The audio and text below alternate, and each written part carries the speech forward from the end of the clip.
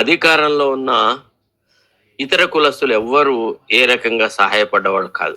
BC రిజర్వేషన్ల enhancement అన్నదంతా జరిగిందల్లా కేవలం Brahmins నేతృత్వంలో జరిగింది. అటు తమిళనాడులో జయలలిత గాని లేదా పివి నరసింహారావు గాని ఇతరులు గాని జరిగినప్పుడు అంతా కూడా మనకు బ్రాహ్మిన్స్ నేతృత్వంలోనే చాలా ఇంపార్టెంట్ జరిగింది.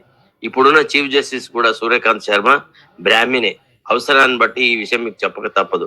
సో కాబట్టి ఆయన దగ్గరికే వెళ్తాం, ఆయన మొరనే చెప్తాం. చూడండి, ఉన్నతమైన కులాల వాళ్ళు చాలా అభివృద్ధిలోకి వచ్చినారు, చాలా సంపత్తి సంపాదించినారు, మంచి జీవనం గడుపుతున్నారు.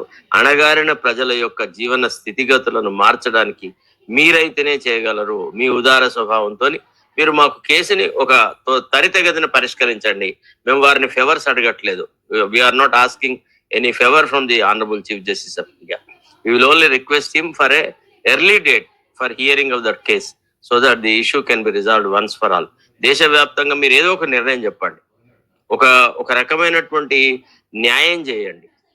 ఎప్పటి నుంచో అణగారిన ప్రజల తరఫున అణగారిన ప్రజలు చేస్తున్న ఆర్తనాదాలను వినండి.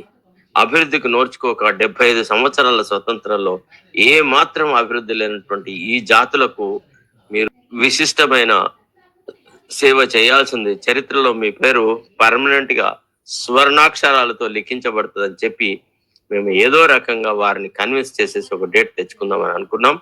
ఒక రకంగా మా ఛానల్ ద్వారా జాజుల శ్రీనివాస్ కు నా కృతజ్ఞతలు తెలియజేస్తున్నాను.